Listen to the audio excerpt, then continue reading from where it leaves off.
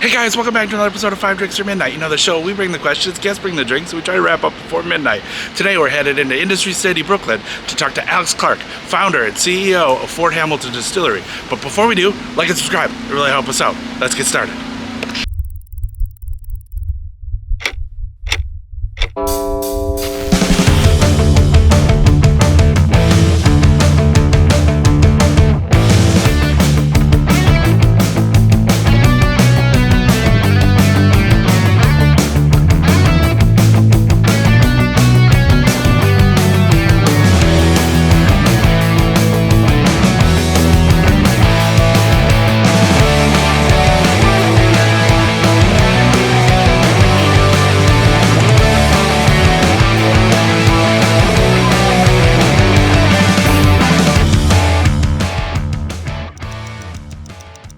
Thank you so much for having us at Fort Hamilton, 5 Drinks for Midnight. Thanks for joining the show. How are you doing today, sir? I'm doing great, thank you. Excellent. I guess, the first big question is, what are we drinking?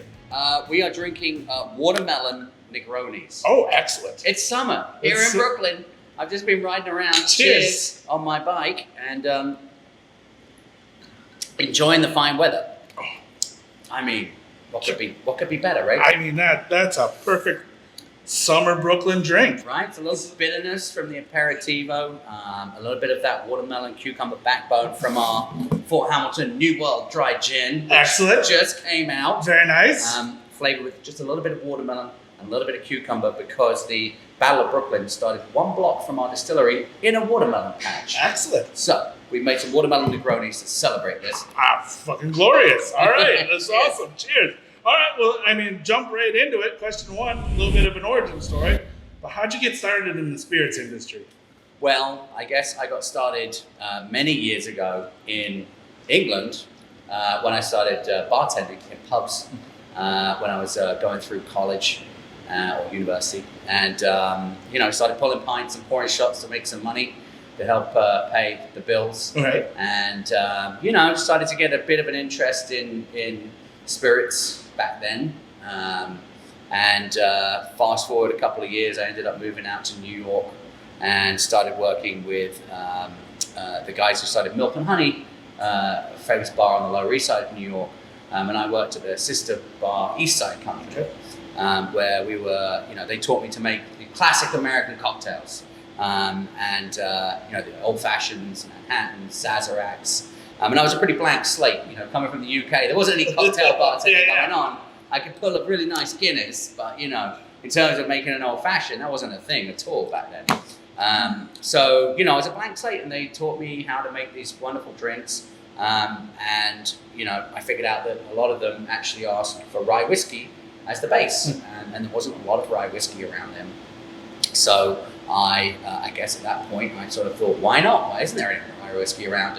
And sort of did the deep dive on that and figured out that prohibition had happened and really realigned the American booze industry and sort of created an environment where corn whiskey was actually easier and cheaper to make, along with governmental corn subsidies that certainly helped push that in that direction.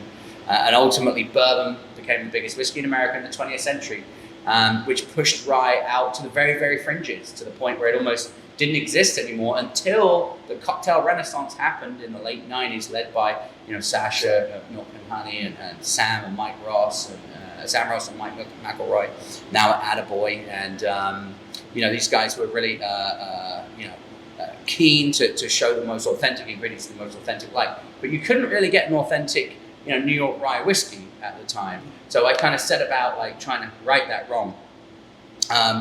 To really kind of understand the business, a friend of mine was wanted to launch a distillery in New York, and so we set about launching the Widow Jane Distillery in Red Hook, Brooklyn in 2011. Pretty much we got that going 2011, 2012, is when we really started picking up pace, and I was the director of sales over there and helped develop the products and took all of that business straight through to distribution. But that was focused on bourbon mainly, and very successful business came of it. And I decided I wanted to actually, go and prove the point of rye whiskey maybe, or just prove a point in general. Right. Like, let's do it for ourselves this time, and focus on New York Rye in particular. So I left that company and started figuring out how to build the Fort Hamilton brand into something live and real and authentic, focusing in on the roots of American whiskey and bringing that to life. And so I've been doing that since around 2016 when we put our first whiskey in barrels in Brooklyn. And here we are in 2022 with hundreds of barrels of delicious whiskey, aging anywhere from 0 to 6 years old. A nice product lineup of rye whiskies and bourbon whiskey, the Double Barrel Bourbon that came out, which is doing really, really well right now. We're getting a lot of love in, on-premise in bars and restaurants, which are now starting to come back to life post-pandemic. Obviously, that slowed us down a little bit. Now we have our beautiful gin that just came out and is doing extraordinarily well. And it's so refreshing and summery. It's awesome. Summertime in a glass. Who doesn't want that? Who doesn't want that? Who doesn't want that? I want that in the winter. I want that all the time. More than ever I want that, yeah. So that's kind of where I came from. Okay. And my background. All right. So is it true that you worked in finance and you got transferred from finance? That is true. To New York, and then I skipped that bit. I wasn't sure. No, but like that was because you quit your job to go work for Sacha. That's how I ended up working in the spirits industry in New York as opposed to the UK. As I worked as a currency broker for a short time in London in the late 90s. And then in 1998, they were like, do you want to move to New York? And I was like, sure. And I didn't honestly find the whole financial thing particularly satisfying for my soul. But I said, sure, because it's a ticket to New York. And what 24-year-old doesn't want to go visit New York? Exactly. So I moved over here. But frankly, I still didn't really like the whole finance situation after I got here. So I ended up getting out of it and then going into my main love and focusing back on my main love, which was at the time music. And music and booze very, very closely related. So I've always had like a close relationship with bars and promoting music events at bars and nightclubs and things like that, and DJing a little bit back when that meant something. And then my wife got pregnant with our first child, our son Andreas, and felt like I had to get a real job. So I was just like, all right, let's go bartending. Right. In my world, that's a real job. A real job. Yeah. Exactly. So kid, you can quit finance and get a real job as a bartender. Exactly. So that's what I did, and I found that really helped ignite passion that I'd always had for food and drink, which was probably set by my dad driving me and my brother around Europe in a camper van when we were in our teens and showing us, all these amazing cities and his history of Europe and battlefields and graveyards and cathedrals, and then all of that with a little bit of delicious food and drink on the side, which I think laid the groundwork for me becoming a bit of a food and beverage geek. And so I've spent many years working in bars and restaurants in New York, and now we have our beautiful distillery and tasting room in Brooklyn. It's awesome. I mean, you're very modest about your bartending experience because you are a New York bartending legend. I mean, not only have you worked about that. I don't know. I mean, you worked for Sacha. I mean, you were bartender at Balthazar. That's true. As well. I mean, it's an institution. You have been in quite many of the institutions. I did Balthazar and I did Maria too on Central Park South, which is a big one. Yeah. And those guys all those people are like family to me. It's when you work in the blunt end of the food and beverage industry, the people that are in the trenches with you, that's family right there. Yeah. So, but it's a good way to get. I mean, it's not a good way to get into the whiskey business because there's not a lot of money involved. But there's a lot of camaraderie and a lot of connections that you make who can then help you out when you're trying to get your product out there, which is super important. And a lot of people forget that actually the whiskey production business is great. But you're actually in the whiskey selling business because if you don't sell what you make, then you're out. Yeah, you're done. Yeah. That's it. End of story. So, it's really unique to actually approach the business from the food and beverage side of things. Not a lot of people have had an opportunity to do that. But I think what we do bring in terms of knowledge of bartending and price points that are attractive to buyers and all that is really, really special and unique. And so I think that's one of our advantages here. Right? The few advantages of being a small producer is that knowledge. You know? And then, how did you meet Sasha? Because there's many Sasha stories of like, I mean, when Sammy and Michael met, like they were fresh off the boat, and Sasha was like, "You two are going to be best friends," and they've worked every shift together. Right? I mean, and is they that still are, but, right? Yeah. Like, so it seems. So is that like so I was DJing at the time at one of their bars called the East Side Company on Grand and Essex on the Lower East Side, not too far from where Milk and Honey was on Eldridge Street. And Sasha had opened the bar with a friend of mine, Carlos Santa Maria, who was a promoter for like house music nights and all that. So he was into that world, as was I to an extent. And so Carlos was like, "You should DJ the bar and like make things happen." And then Sasha eventually was like, "Oh, can you make tapes for me to play at mix CDs?" I guess it was. We were just about in CDs at that point. Yeah. CDs, mix CDs to play at my bars and things like that. So I did, and I would like give him CDs to play and soundtrack some of his bars and stuff. And then, one day I was like, you guys got to put me behind the bar. I need some steady income right here. Right. And everyone just sort of laughed at me, like, what was this stupid English DJ talking about? And then I guess one thing led to another, and I picked up some of the techniques, relatively quickly. They were very generous with their information, and in particular Sasha, who told me a few bits that have stuck with me over the years. And it's one of those businesses where you get in and you sink or you swim. Right. And some people are built for it. Some people not so much. Excellent. And I happen to take a beating well. So that's great for this business and for that business. So I'll take a beating with a smile. So right. that's hospitality 101 right there. Excellent. Well, I mean, I think that's a fucking amazing origin story, and I mean, this is delicious as all hell. So cheers to you. Nice one. Excellent. Question 2, drink 2. What are we drinking? We are drinking a brown derby. All right. Or derby, as we would say back home. But this is a classic American cocktail. It's one of the first cocktails that I was taught to make by those guys back in the day. It's made with our double barrel bourbon, this guy, a high rye bourbon style, so automatically it's going to make a punchier, more interesting, flavorful cocktail than a low rye bourbon. Freshly squeezed grapefruit juice and honey syrup.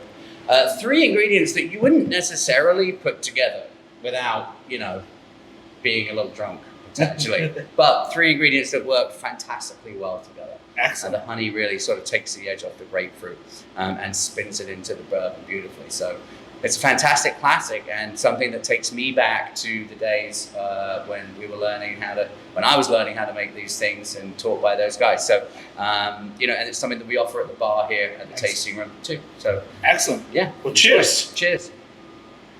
And then your bourbon, you just released that during the pandemic too, correct? Yeah, like a crazy person. We released this bourbon in 2020, in December 2020. That's really fucking good. Isn't that delicious? That's so damn good. How do those things work so well together? So good. Yeah. During the pandemic, I was still bartending at Moreira up until March 2020 when all the bars and restaurants in New York shut down. Most of the world shut down, right, at the same time. I lost my job right then and there, and I had been building the Fort Hamilton brand for a few years, building up to that, and we were kind of at a point where we could probably stand on our own 2 feet without the side gig hustle, as it were. Or this was a side hustle, Fort Hamilton side hustle, and it was about to turn into the full hustle, and maybe we would keep the side, make the other one a side hustle to make things a bit more comfortable. That wasn't an option, and I sort of just sat down with my wife and thought, what are we going to do? And in some ways, the pandemic was beautiful in as much as it helped me to reconnect with my family and my 2 kids, who obviously, having been bartending full time plus building the brand full time, I hadn't had an awful lot of an opportunity to really spend time with for a while. So I was blessed to have that reconnection. And I also sat down and thought, what are we going to do? How are we going to get through this? How are we going to make sure that we come out of this pandemic stronger than we went in? And whilst we've been pretty rye focused up to then, we had been making bourbon, just hadn't released any yet. So I said, you know what? Let's get this bourbon out. Let's do it in 2020.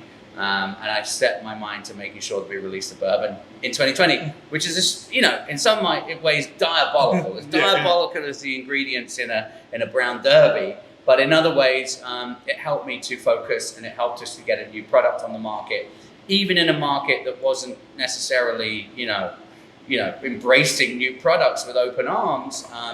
It turned out that it was a good idea, and I got our first bottle up to an account in Fishkill, Boutique Wines and Spirits, who are good friends of us. If you ever get a chance, go see them. I delivered a first case, I think, on December the 23rd. And I got a call on December the 24th saying, hey, we've got a problem. And I was like, oh God, what's happened? Because every time you put a new product out, like there's something wrong maybe with the label or the necker or the package or the bottle or something, right? There's always like something's just, there's always an opportunity for something to go wrong. And I was like, here we go. There's a problem. The account that we delivered to, that we've been promising this product to all year, has said that there's an issue. I called him back and I said, what's the problem? He said, the problem is we sold out. He's coming by to bring some more. And I was like, oh, okay. That's a good this problem. This is good. Yeah. All right. So we ended the year with a bit of a bang, and we managed to really put our foot on the gas with this product in 2021, as much as you could in, the world being all upended. But this is, turned into one of our best sellers right now, and with good reason. It's a really high quality product at a very good price point. You can find this on the shelf for about $40. You can find everything on our website at forthamilton.com, of course. We do ship across America, so if anyone wants to pick up the product, there you go. It's doable. But yeah, this guy with his high rye mash bill is really doing it. All right. And that high rye mash bill kind of, it sticks to our sort of plot line of revival of rye grain and rye whiskey in America, but allows us to play in the world of bourbon as well. So it's been a really great product for us, and frankly, I love it. It's for a guy that talks about rye a lot. Yeah. I very much enjoyed having this and being able to sip it at home too. It's nice. Yeah, I got a bottle at home, so yeah, perfect. when Mike and I were here, I think I walked away with a bottle of that. So yeah, it's damn good. Well, okay. Well, then switching back to rye, you talked a little bit about it in question one, but you make your rye New York traditional. Right. Way. What does that mean, and how is that different than like the Pennsylvania rye or like the other ryes that are out on market? I did a lot of research on rye before putting my first whiskey in the barrel, and I was looking at what is it that made the original ryes of America so tasty? Well, what were they famous for? And they were famously rich and dense and robust and full, which isn't necessarily what you find in rye whiskeys when you just go out and buy a random rye off the shelf these days. So I was like, what's happened here?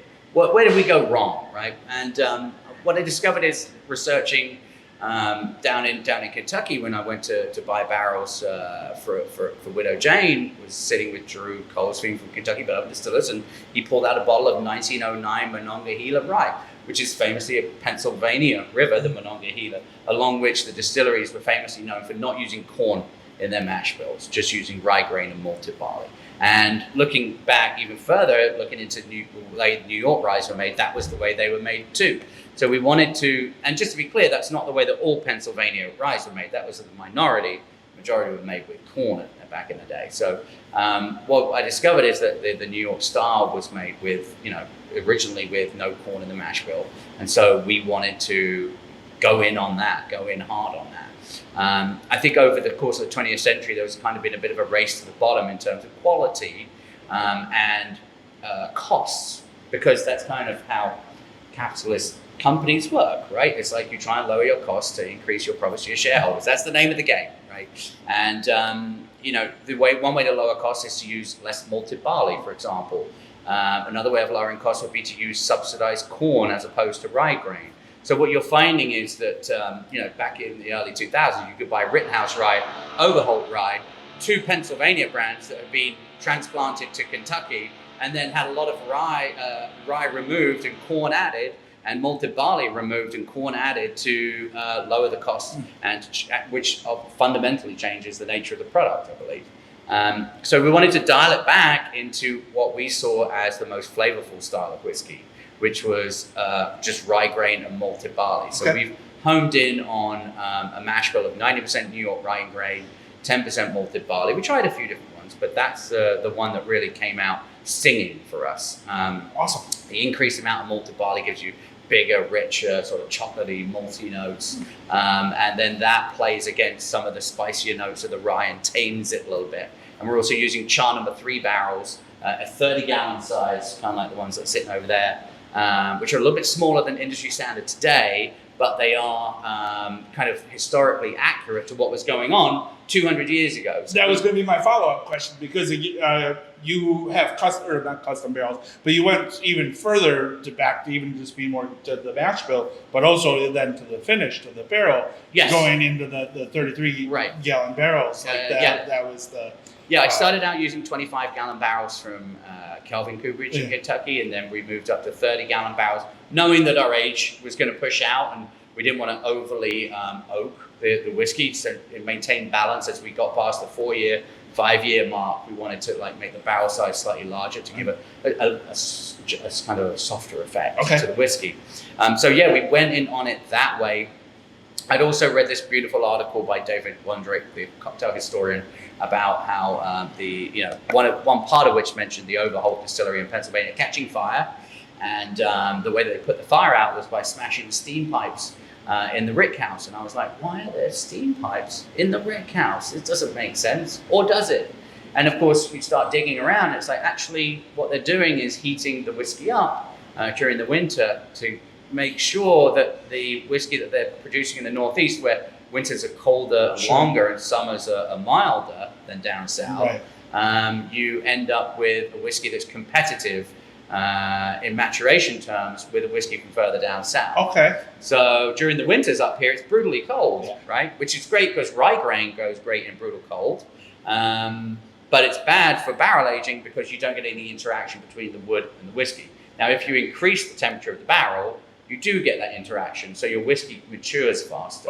So we're in Industry City in Brooklyn right here. It's a big campus, industrial campus. It's been around since the late 1800s. It has giant steam generators in the middle of the courtyards between each building. Very large courtyards, big enough that they used to drive trains in and out of them, several trains side by side. So these courtyards have steam generators in them that generate millions of BTUs of heat every day in the winter, which cycles through these buildings through steam pipes and keeps our barrels nice and warm during the winter. So we even went in one level further to try and make sure that our whiskey kind of had that additional advantage, just like they used to 200 years ago. That's awesome. I didn't even know about that. You know. There you go. I learned something today. Learning something today. Fucking drinking on a Thursday and learning stuff. So that's amazing. Three. What are we drinking? We are drinking a maple old fashioned. Oh, excellent. Yes. So cheers to that. This is a New York all the way. That's damn good. Isn't that tasty? It is so good. So we are using our Fort Hamilton bourbon barrel aged maple syrup. Oh, very nice. Which is made with organic New York maple syrup from the Catskill Mountains of New York, which we barrel age in our bourbon barrels for about 6 months. And then we're using a little bit of our double barrel rye whiskey, which is again just rye grain and malted barley like we talked about. And then we finish with a little black walnut bitters from upstate. So maple, walnut, rye. Perfect. What could be better, right? Delicious. It's amazing. Yeah. Cheers. Cheers to that. All right. So, question 3. You've gotten to work with, legends from Sasha to Dave. They have really kind of been in almost your starting and then to your end point, from what we've been told. What is some of the best advice either Sasha or Dave has given you? And then what advice would you give somebody who's wanting to be starting out in the spirits industry? Oh my God. You want me to tell the truth? Absolutely. Don't you, like you said, I think you kind of covered it in question 1. You got to take a beating. So, that is the best fucking advice I think I've ever heard. Beating. So, get ready to get a beat down in either one of those industries. Really, it can be rough. I guess the best advice Sasha ever gave me was about building cocktails, and he said, you know what, about 3 ounces is a perfect amount for any cocktail. He told me that, and I never forgot it. And it's he's kind of right. Like if you start like totting things up, if you start getting out into 4 ounce territory, you've done something wrong. In my opinion, there's so he I feel that was great advice from him. Something as simple as that has stuck with me for the rest of my life. Dave Pickerel told me to not burn any bridges. Okay. Boy, was he right. No, man. Yeah, just you never know when people are going to come around again. Right. Not just in the whiskey business or the spirits business, but in any business, I think it's good advice for life in general. Okay. People show up, people that you do not expect to see, perhaps, are like, whoa, where did you come from? Yeah. Now all of a sudden you're a big part of my life again. Yeah. You're either a supplier or you're a bartender or you're a beverage director or whatever it might be. Yeah. So be nice to everyone, that's it. I think, those are rules to live by in many ways. I think that is perfect advice. I mean, you never know who you're going to meet, and both industries are super, yes, they're big, but they're also small. Oh, tiny, yeah. Everybody knows everybody. And you'll run into everyone again. New York's got tens of thousands of restaurants and bars in it, but somehow it's a small circuit, I can't explain it. I agree. Well, I mean, we must have met before. Oh, 100%. Because, I mean, again, there's just no way we couldn't have. Yeah. So there's no way that, I have been to that pub many times. So, sure, exactly. I mean, we serve thousands of people a day there, from all over the world, but plenty of New Yorkers too. Without a doubt, I've run into a lot of people. I get people stop me like, "You look familiar." And I'm like, "Did you ever go to Moreira or Balthazar?" They're like, "Oh, that's it." And I'm like, "Yeah." Sorry, I don't remember you. But, I've done so many Ramos Gin Fizzes that it has blocked me out. Stop it. That was sadistic behavior. The beverage director for Balthazar put Ramos Gin Fizz for brunch. Lawrence Green. I know who you are. He put the Ramos Gin Fizz for brunch. Wow. Yeah. And that is a psychotic brunch. Fucker. I was going to say, at the best of times, that's the busiest brunch in New York. Yeah. So to put a gin fizz on it, it's just insanity. But hey, I think that place taught me how to do quality and volume at the same time. So I'm very thankful for that experience. And the McNally Empire is a good empire. Yeah. Mm-hmm. Excellent. Well, question 3 is a quick one, so that's super easy. Okay, good. Excellent. Nice. Cheers to you. Cheers to that. That's amazing. Yeah. All right, question 4, drink 4. Okay. What are we drinking? We are drinking a classic Manhattan. Excellent. Yes. So, back to what I was saying about trying to recreate the original cocktails of America. And, that's kind of ignited my passion for whiskey, American whiskey in general, distilleries, building distilleries, and ultimately making something that creates the most authentic cocktail on planet Earth, ideally. So that's what this is all about. This is our single barrel rye whiskey made with 90% New York rye grain, 10% malted barley, aged in a 30-gallon barrel in a single barrel format. So 1 barrel at a time, we're bottling these guys. This is now over 4 years old. In that 30-gallon barrel, that's a really good amount of time to get maturity on the juice, and it is. Look at that color. That's really beautiful. Fabulous stuff. We're mixing that with 2 ounces of that to 1 ounce of method sweet vermouth, which is my friend Corey's vermouth from New York, which is fabulous stuff. A couple of dashes of bitters, and here we have it. Awesome. The most authentic Manhattan on planet Earth. Cheers. Cheers. It's absolutely amazing.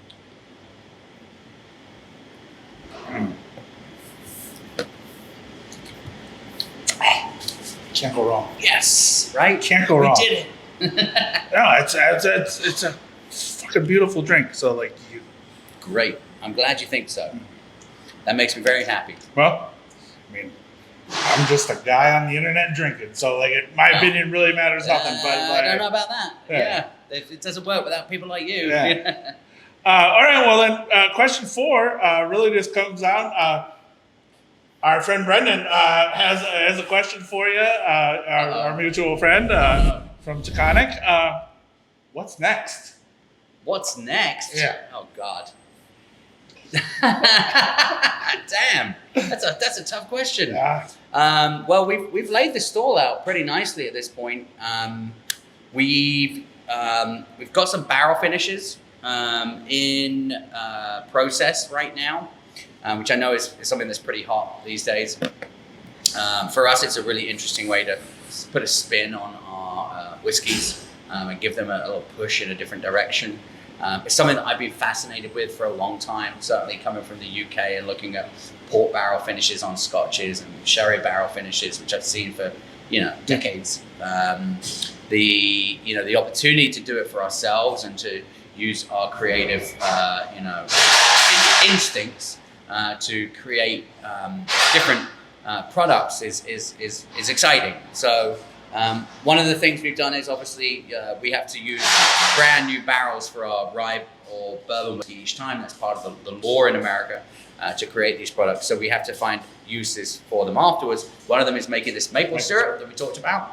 But also once I've then dumped the maple syrup out of the barrel, I've then reloaded it with rye whiskey. So we have a rye whiskey finished in a maple barrel that's coming out. Nice. And as you taste it, like the combination of the maple and the rye in that maple old fashioned is just absolutely stunning. It's amazing. And these barrels are showing beautifully right now. And of course, we'll continue to make maple syrup. So I assume we'll continue to make maple finished rye.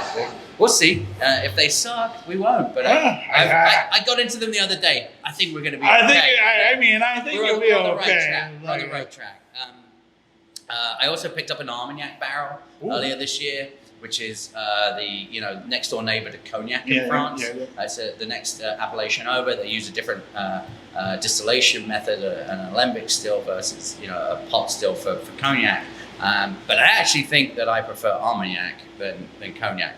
It's controversial, but I think it's a very underrated product. I'm right there with you, actually. Okay, good. I'm an Armagnac fan. There you go. Underrated, which is fine. Long may it be underrated and less expensive than cognac, as far as I'm concerned.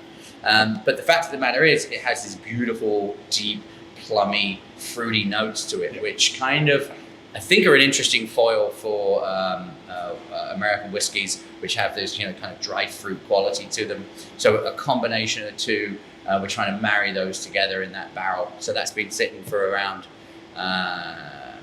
7 months, 8 months maybe. It's a 100-gallon barrel though, so it's a little bit larger than your average US standard barrel. So I think that's going to be ready to go this fall. I got into it not so long ago. Boy, it tastes good. Yeah, I'm sure. Yeah, I'm excited for that. Of course, it's the summertime now, so we get a lot more action on our barrels during the summer than we do the winter. So we're going to see how she tastes in the next month or two, and we'll see if she's ready to go. We also have a Madeira barrel that's in the bag. I have always been fascinated with the marriage of Madeira and American whiskey. It's something that I played around with on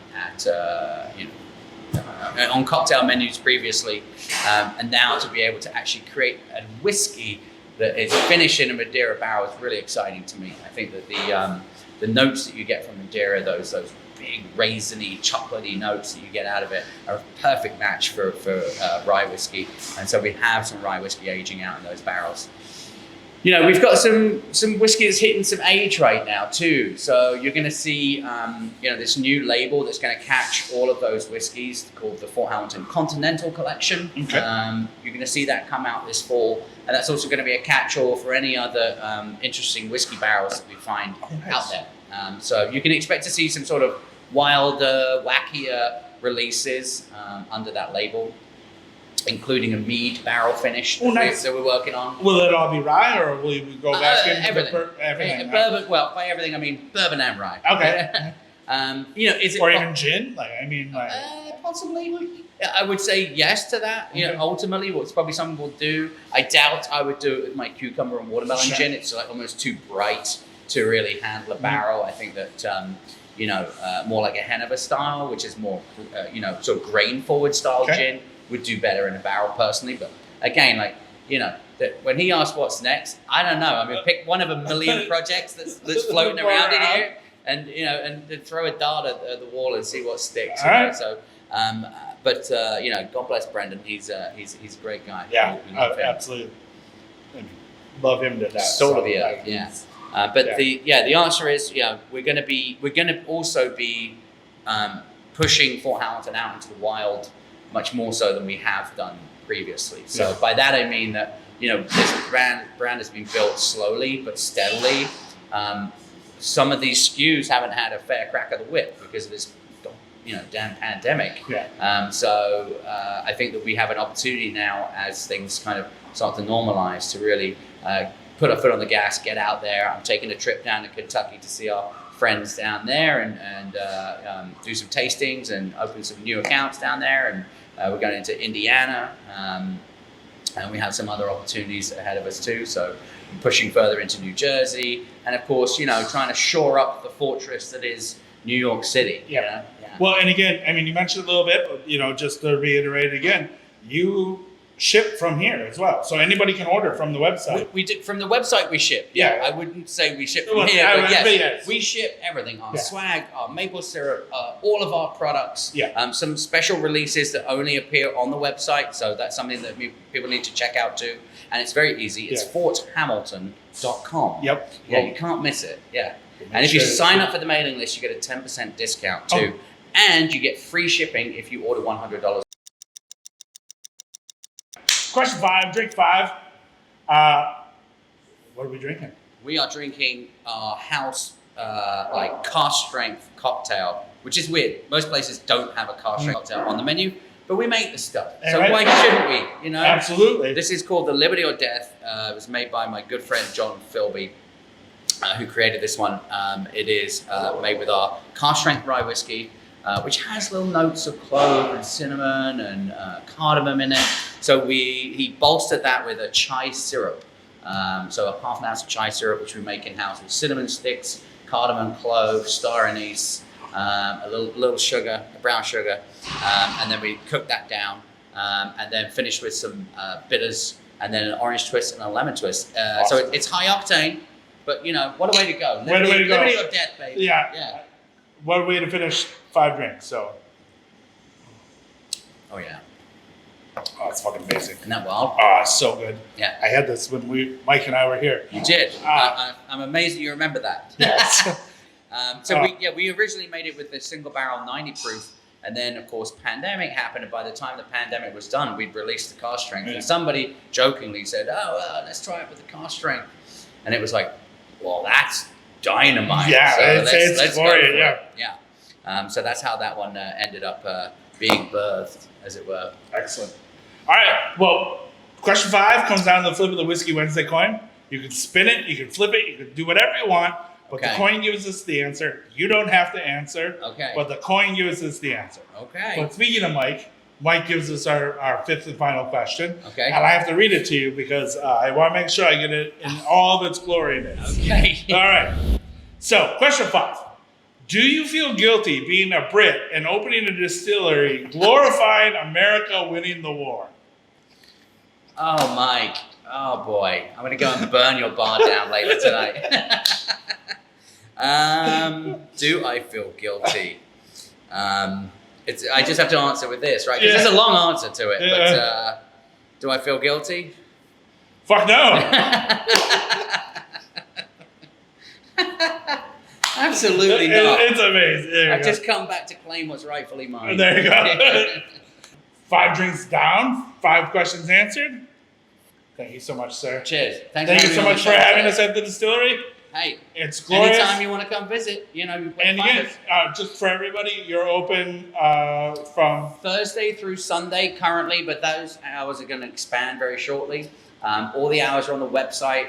All the merch is on the website. All the booze can be bought on the website. www.forthamilton.com. That's where it's at. All right. All right. Thank you so much, sir. Cheers. Thank you for having My pleasure. Thanks for having me on the show.